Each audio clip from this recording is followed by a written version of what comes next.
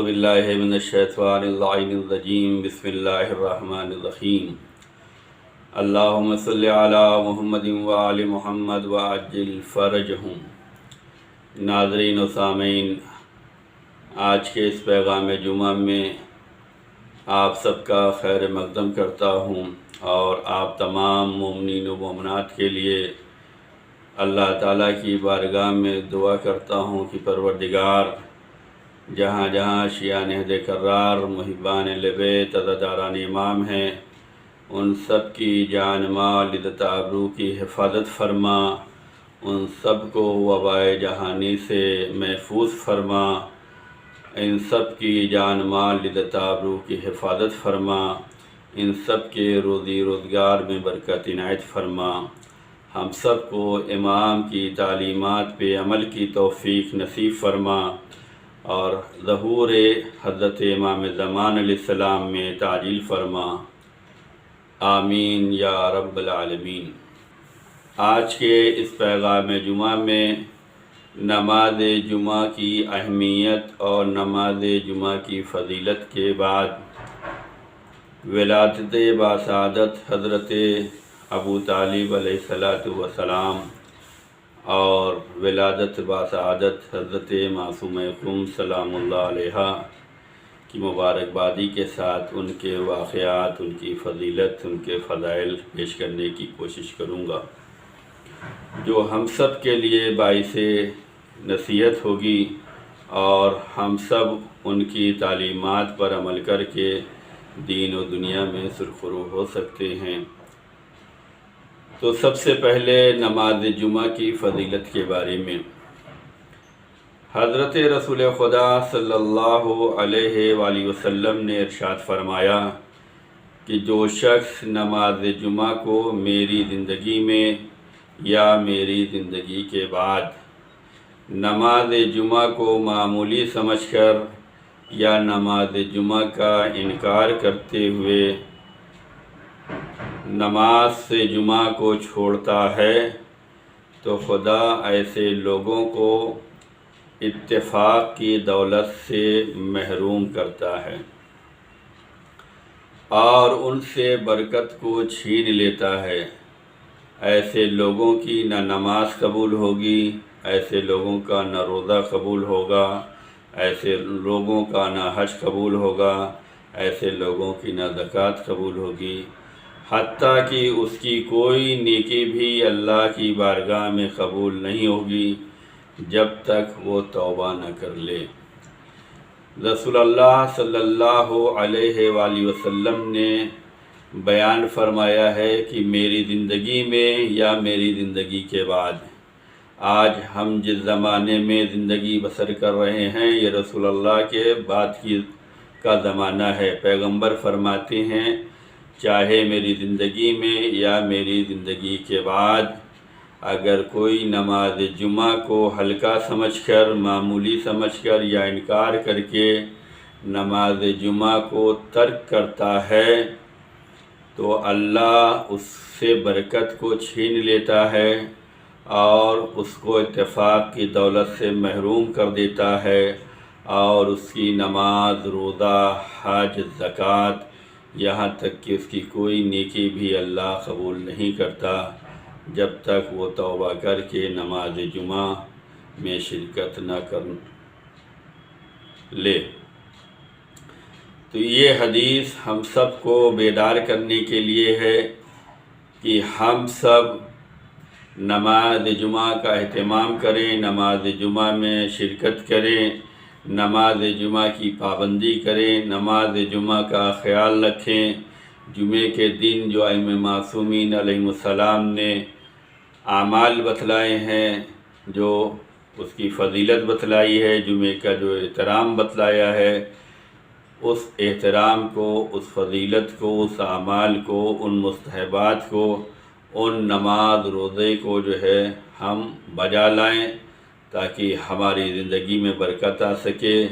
تاکہ ہمیں اتفاق کی دولت نصیب ہو سکے، تاکہ ہماری نمازیں قبول ہو سکیں،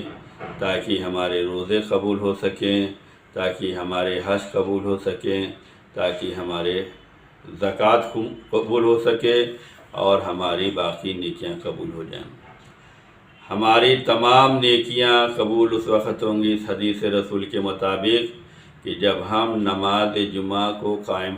کریں گے، نماز جمعہ کو ادا کریں گے۔ اگر خدا نخواستہ ہم نے نماز جمعہ کو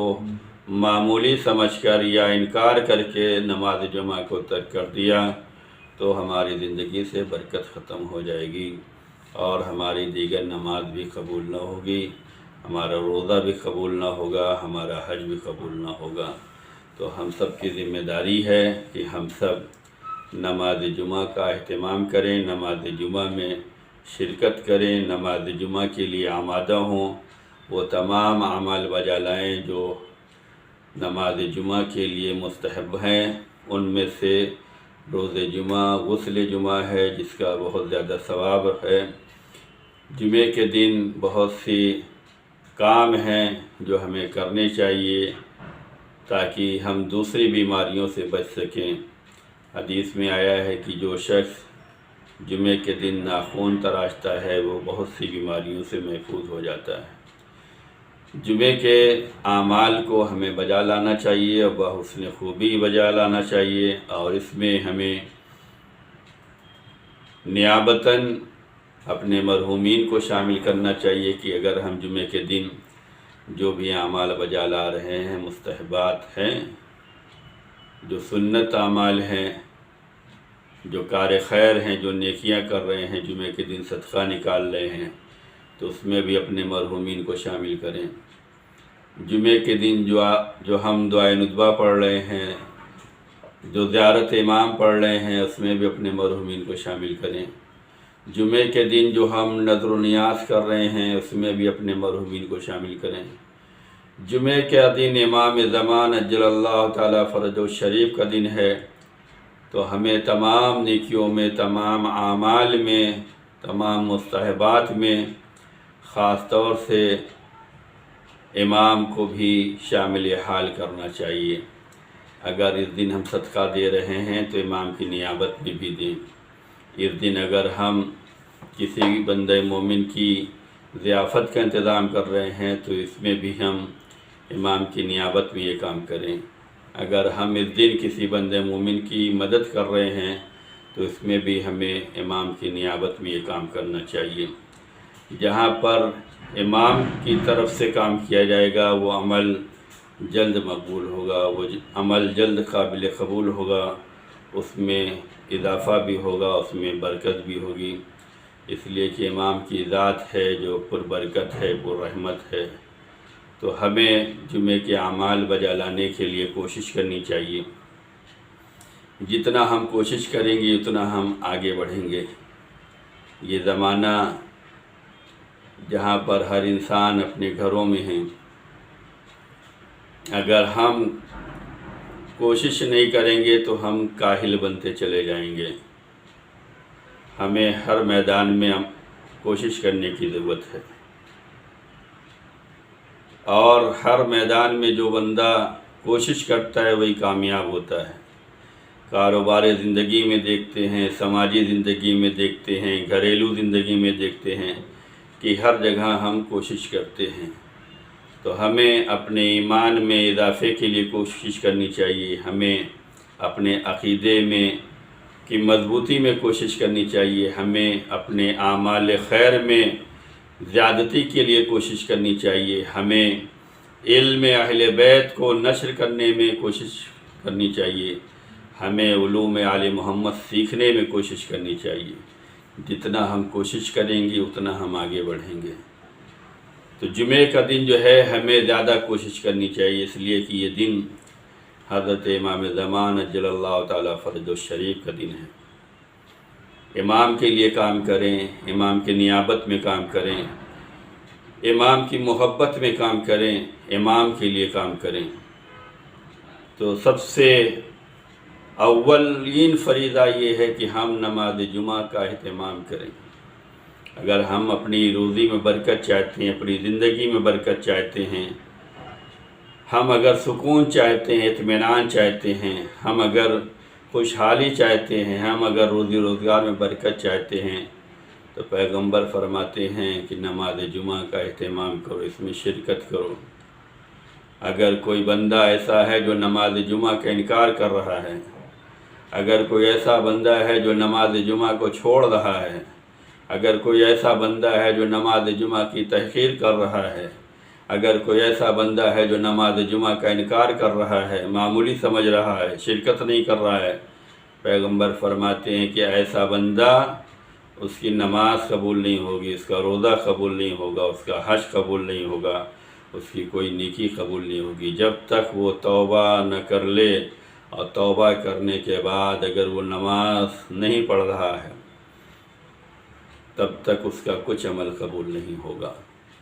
تو ہم سب کو اپنی زندگی میں برکت لانے کے لیے، اپنی نماز کو قبول کروانے کے لیے، اپنے روزے کو قبول کروانے کے لیے، اپنے حج کو قبول کروانے کے لیے، اپنی نیکیوں کو قبول کروانے کے لیے ہم سب کو نماز جمعہ کا قیام کرنا ہوگا، نماز جمعہ کو رائج کرنا ہوگا، نماز جمعہ میں شرکت کرنی ہوگی، نماز جمعہ کی پابندی کرنی ہوگی، تاکہ ہمارے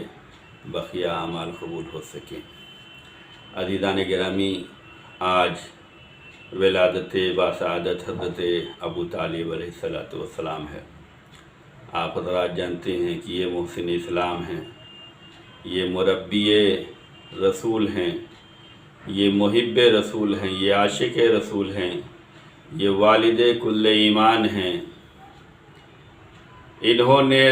دین اور اسلام کی حفاظت کی ہے، دین اور اسلام کے محافظ بنے ہیں۔ یہ وہ ذات مقدسہ ہے جس نے دشمنان دین کا مقابلہ کیا ہے اور حفاظت دین کیا ہے۔ پیغمبر اکرم صلی اللہ علیہ وآلہ وسلم نے جب تبلیغی کام شروع کیا تو کفار و مشرکین نے رکاوٹیں ڈالی تھیں۔ پیغمبر کا ساتھ جس ذات نے دیا ہے وہ جناب ابو طالب علیہ السلام کی ذات گرامی ہے۔ انہوں نے پیغمبر کا ساتھ دیا، انہوں نے بڑی قربانیاں دی ہیں۔ جناب ابو طالب کی قربانی ہمیں یاد رکھنی چاہیے۔ جناب ابو طالب نے دین پر جو قربانیاں دی ہیں اس قربانی کو ہمیں فراموش نہیں کرنا ہے۔ تاریخ بتلاتی ہے کہ جناب ابو طالب حفاظت رسول میں اپنی اولاد کو رات میں اپنے بستر سے اٹھا کر رسول کے بستر پہ، اور رسول کے بستر سے جو ہے رسول کو اٹھا کر اپنے بیٹے کے بستر پہ لٹایا کرتے تھے، اور یہ سلسلہ بہت دنوں تک جاری و ساری رہا۔ اور یہ اس لیے ہوتا تھا کہ اگر رات کی تاریکی میں دشمنان دین نبی کی ذات پر حملہ کریں تو نبی بچ جائیں اور میرا بچہ قربان ہو جائے۔ قربانی کا اگر جذبہ سیکھنا ہو تو جناب ابو طالب سے سیکھو۔ دین کے خدمت گزار بننا چاہتے ہو تو یہ جذبہ بھی جناب ابو طالب سے ملے گا۔ دین اسلام کے محافظ اگر بننا چاہتے ہو تو یہ جذبہ جناب ابو طالب سے ملے گا۔ دین کی خدمت کیسے کی جاتی ہے، دینداروں کا ساتھ کیسے دیا جاتا ہے، اسلام کو پروان چڑھانے میں سپورٹ کیسے کیا جاتا ہے، یہ جذبہ جناب ابو طالب کی ذات سے ملے گا۔ ہونا تو یہ چاہیے تھا کہ تمام مسلمانان عالم کو جناب ابو طالب علیہ السلام کی شان میں قصیدے کہنے چاہیے تھے، ان کے فضائل پڑھنے چاہیے تھے، لیکن یہ ہمیشہ ہوتا آیا ہے کہ لوگوں کی خدمات کو نکارا جاتا ہے، لوگوں کی خدمتوں کو بھلا دیا جاتا ہے، حق پرستوں کو بدنام کیا جاتا ہے، محافظوں کی شان میں نازیبا کلمات ادا کیے جاتے ہیں۔ یہ ہمیشہ سے دیکھنے میں آیا ہے کہ جس ذات گرامی نے رسول اللہ کا ساتھ دیا ہے، بھرپور ساتھ دیا ہے، جان سے، مال سے، قوم سے، قبیلے سے، آل سے، اولاد سے ساتھ دیا، اس کا امت مسلمہ نے کیا صلہ دیا۔ جناب ابو طالب علیہ السلام نے فرمایا تھا کہ اگر محمد کی حفاظت میں میری جان بھی چلی جائے تو میں پرواہ نہیں کروں گا، اور اس دعوے پہ انہوں نے عملی ثبوت بھی دیا کہ جس وقت حفاظت پیغمبر میں دشمنان دین و اسلام نے، کفار اور مشرکین نے جو ہے بائیکاٹ کیا ہے، تو شعب ابو طالب میں میسور ہو کر جناب ابو طالب رہ گئے، میسور کیے گئے، لیکن محمد صلی اللہ علیہ وآلہ وسلم کی حفاظت اور ان کے سپورٹ سے انہوں نے قدم پیچھے نہیں ہٹایا۔ یہی جذبہ ہمارے اندر بھی ہونا چاہیے۔ وہ لوگ جو دین اسلام کی خدمت کرنا چاہتے ہیں، وہ لوگ جو دین اسلام کو پروان چڑھتے ہوئے دیکھنا چاہتے ہیں،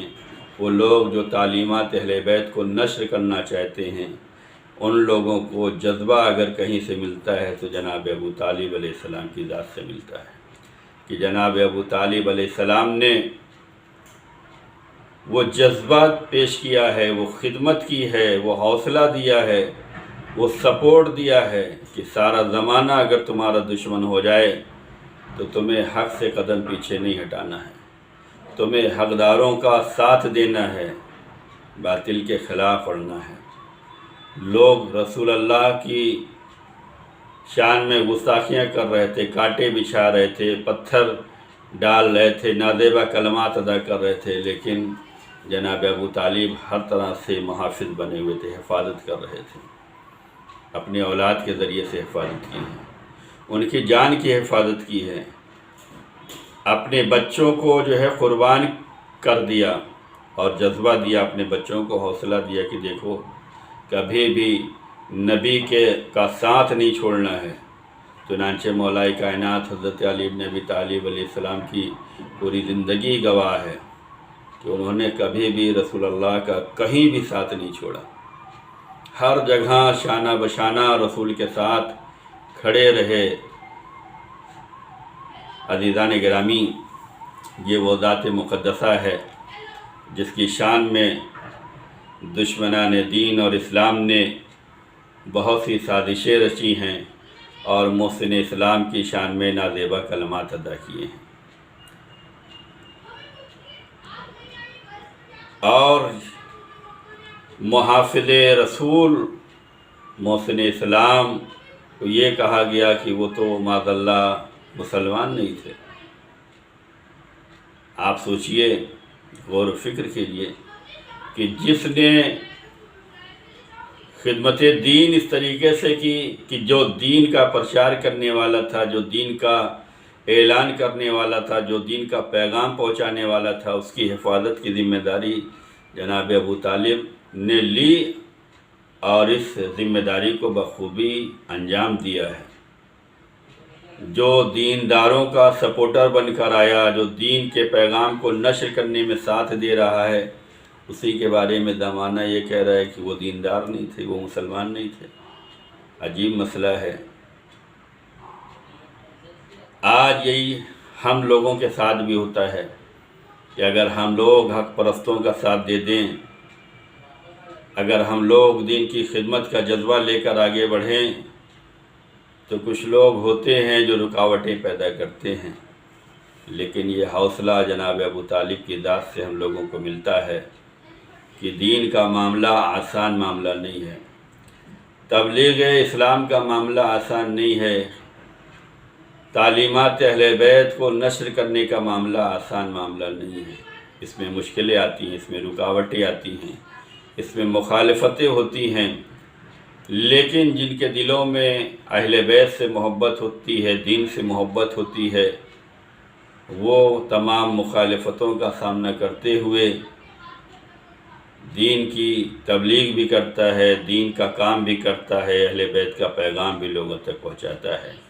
اس لیے کہ یہ حوصلہ جناب ابو طالب سے ملتا ہے۔ اہل بیت اطہار سے محبت کرنے والے لوگ جانتے ہیں کہ جناب ابو طالب اپنی پوری زندگی رسول کا ساتھ دیتے رہے، اور اس کے بعد مولا کائنات نے پوری زندگی رسول اللہ کا ساتھ دیا، اور اس کے بعد جناب عباس علیہ السلام نے امام حسین علیہ السلام کا ساتھ دیا۔ یہ خاندان ابو طالب ہے، یہ نسل ابو طالب ہے جو ہر زمانے میں دین کے خدمتگاروں کا ساتھ دیتا رہا۔ رسول کا ساتھ ابو طالب نے دیا، رسول کا ساتھ جناب علی ابن ابی طالب نے دیا، اور امام حسین جو دین کی حفاظت کے لیے کربلا کے میدان میں گئے، وہاں پر امام حسین علیہ السلام کا ساتھ جناب ابو طالب کے پوتے مولا عباس نے دیا۔ تو یہ خاندان ہے، یہ وہ خون ہے، یہ وہ سلسلہ ہے جو اپنا شجرہ بتا رہا ہے کہ ہم اس خاندان سے ہیں، ہم اس قوم و قبیلے سے ہیں، ہماری رگوں میں وہ خون ہے کہ جو ہمیشہ محافظ بن کر ابھرا ہے، جو ہمیشہ ہمدرد بن کر ابھرا ہے، جو ہمیشہ دوستدار بن کر ابھرا ہے، ہمیشہ سپورٹ کرنے والا بن کر اترا ہے۔ تو دینداروں کو اگر حوصلہ ملتا ہے تو جناب ابو طالب کی ذات سے ملتا ہے۔ جناب ابو طالب نے سارے امتحان برداشت کیے، لیکن ساتھ نہیں چھوڑا۔ جناب ابو طالب نے رسول اللہ کو تنہا نہیں چھوڑا۔ جناب ابو طالب نے ہر مشکلیں قبول کر لیں، ہر مشکلوں کا سامنا کیا، لیکن رسول کو غمزدہ نہیں ہونے دیا۔ آج اگر ہم ولادت جناب ابو طالب منا رہے ہیں، ان سے محبت کا اظہار کر رہے ہیں، تو یہی جذبہ ہمارے اندر بھی آنا چاہیے کہ ہم ان کا ساتھ دیں جو دین کی تبلیغ کر رہے ہیں، جو دین کی خدمت کر رہے ہیں، جو تعلیمات اہل بیت کو نشر کر رہے ہیں، ان کا ساتھ دیں، ان کا سپورٹ کریں، ان کے ہمدرد بنیں۔ یہی بہترین خراج عقیدت ہوگا کہ ہم ابو طالب کی ذات کو اگر خراج عقیدت پیش کر سکتے ہیں تو انہی حوصلوں کو لینا ہے، انہی جذبوں کو لینا ہے کہ جو آپ کا جذبہ تھا، جو آپ کا حوصلہ تھا، وہی حوصلہ ہمارے اندر بھی پیدا ہونا چاہیے۔ آنے والی تاریخ ولادت باسعادت جناب معصوم خم کی ہے، امام علی رضا علیہ السلام کی خواہر اور امام موسیٰ کاظم علیہ السلام کی دختر، نام فاطمہ ہے، آپ کو معصوم خم کہا جاتا ہے۔ قم المقدسہ ایران میں آپ کا شاندار روضہ ہے، وہاں پر حاجات پوری ہوتی ہیں، دعائیں قبول ہوتی ہیں۔ معصوم خم کی زیارت کا ثواب وہی ہے جو جناب فاطمہ زہرا صلوات اللہ سلام علیہا کی زیارت کا ثواب ہوگا، اس لیے کہ کتابوں میں یہ واقعات ملتے ہیں کہ جناب مرشی رحمۃ اللہ علیہ کے والد بزرگوار یہ فرماتے تھے کہ جو قبر زیارت معصوم خم کرتا ہے اس کو وہی ثواب ملنے والا ہے جو جناب فاطمہ زہرا سلام اللہ آیت اللہ مرشی فرماتے ہیں کہ جو معصوم خم کی زیارت کرے گا اس کو وہی ثواب ملے گا جو حضرت فاطمہ زہرا صلوات اللہ سلام علیہا کی قبر کی زیارت کا ثواب ملے گا۔ عزیزان گرامی، آپ کا شاندار روضہ قم المقدسہ میں ہے، جہاں پر دنیا بھر کے طلاب عزیز تعلیم حاصل کرتے ہیں، اور قم وہ بارگاہ ہے جہاں پر سکون ہے، اطمینان ہے، رحمتیں ہیں، برکتیں ہیں، علمی فضا ہے۔ خدا ہم سب کو معصوم قم کی زیارت نصیب فرمائے اور ہم سب کو یہ سعادت دے کہ یہ زیارت ہم سب کے لیے پر معرفت بھی ہو، پر برکت بھی ہو، پر رحمت بھی ہو۔ عزیزان گرامی، آج کے اس پیغام جمعہ میں حالات حاضرہ میں یہ واقعہ پیش کرنا چاہتا ہوں کہ ابھی برسی امام خمینی گزری ہے، جس پر رہبر انقلاب آغا خامنہئی نے بیان دیا ہے، اور انہوں نے اپنی قوم سے خطاب کیا ہے، جس میں انہوں نے فرمایا کہ امام خمینی کے بے شمار کارنامے ہیں، اور ان میں سے ایک کارنامہ ایران کا اسلامی جمہوری نظام ہے۔ اہل بیت نیوز ایجنسی نے اس خبر کو شائع کیا ہے کہ امام خمینی کی 32ویں برسی کے موقع پر قوم سے اپنی نشری خطاب میں رہبر انقلاب اسلامی نے فرمایا کہ ہمارے عظیم امام کا سب سے بڑا کارنامہ یہ ہے کہ آپ نے اسلامی جمہوریہ کی فکری اور نظریاتی اساس کا تعین کیا اور اسے مختلف سیاسی نظریات کے مقابلے میں پیش کرنے کے بعد عملی طور پر اسے نافذ کر کے دکھلایا بھی ہے۔ برسی امام خمینی کے موقع پر رہبر انقلاب آیت اللہ خامنائی نے اپنے خطاب میں فرمایا کہ آج پورا ایران امام خمینی کے سوگ میں سوگوار ہے۔ آپ نے فرمایا کہ امام خمینی کا ارادہ مضبوط اور مستحکم اور خردمند تھا اور وہ دور اندیش تھے۔ عزیزان گرامی، دوسرے حالات حاضرہ میں کینیڈا میں پیش ہونے والے اس واقعے پر ہے کہ جس پر پاکستانی نژاد مسلمانوں پر ایک نوجوان نے ٹرک سے 5 مسلمانوں کو کچل دیا جو ایک ہی خاندان کے تھے۔ لیکن اچھی بات یہ ہے